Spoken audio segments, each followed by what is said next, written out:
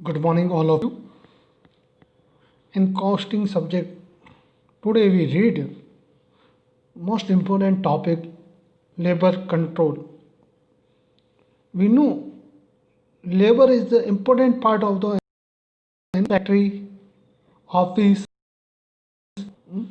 and labor cost most important part of the costing. Today we read about analysis of labor cost. It is the function of cost accounting department to analyze the wages sheet and the record of the time and job of the work. Find out the amount of direct labor cost, overtime, normal and abnormal idle time extra. Wages analysis. The object of the wages analysis is to find out the overtime. Overtime means the extra time spent by the employees on the job behind the regular hours of the working on each day. For example, if the normal hour of the working hour of the work are 8 hours from 10 to 6 p.m. and if the employee has work from 10 a.m. to 7 p.m. on a day, then our time is 1 hour for that day. Second, idle time. Idle time when the worker are paid wages on time rate basis. There may be a difference between the following times. First, time for which the worker has been paid, and second, time which the worker has actually devoted to the production work.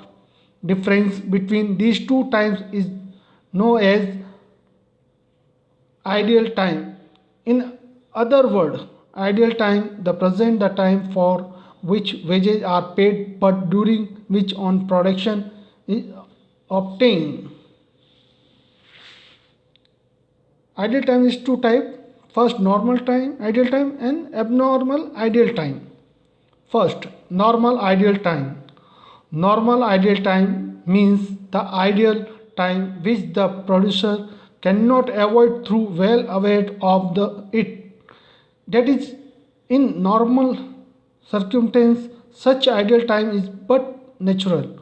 For example, time need for the starting next job after the first job is finished. Second, abnormal ideal time. Abnormal ideal time means the ideal time which is caused due to unusual circumstance of sudden breakdown of the plant machinery power failure for long duration. In cost accounting, wages of abnormal ideal time, right, not considered as part of the production cost and it is charged to the costing profit and loss account. For the control point of the view, the ideal time is divided into two groups, controllable and uncontrollable. Example, now we take the example. Calculate the normal wages and overtime wages payable to a workman from the following data. Normal working hours are 8 hours per day and normal rate is 50 rupees per hour. Overtime rate are up to 9 hours in a day at single rate and over 9 hours in a day at the double rate, or up to 48 hours in the week single rate and over 48 hours at the double rate, which is a more beneficial to the workman. Hours are given: Monday 8 hours taken, Tuesday 10 hours taken, Wednesday 9 hours taken, Thursday 11 hours taken, Friday 9 hours taken, Saturday 6 hours taken. Now calculate normal wages and overtime wages, overall total wages. Now we prepare a table: days, hours, normal hours, single rate, double rate, normal wages, overtime and total wages.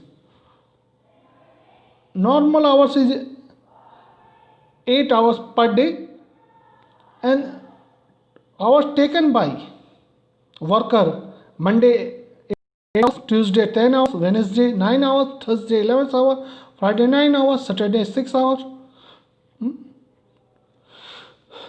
Now single hours, yani it means he taken overtime. On Monday no overtime, Tuesday 1 hour overtime, Wednesday also 1 hour is, Thursday also 1 hour, Friday 1 hour. For double rate and time taken more than 9 hours.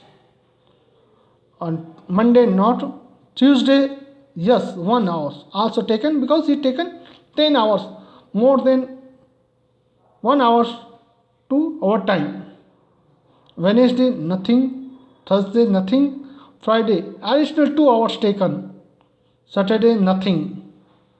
Now what normal wages is 50 rupees per hour into normal rate. 8 rupees into 50 is equal to normal 400. Not overtime. The total wages on Monday is 400. Now Tuesday. Total hours working 10 hours. Normal hours 8 hours. 1 hour is single rate and 1 hour is double rate. Now normal wages is 400. 8 into 50.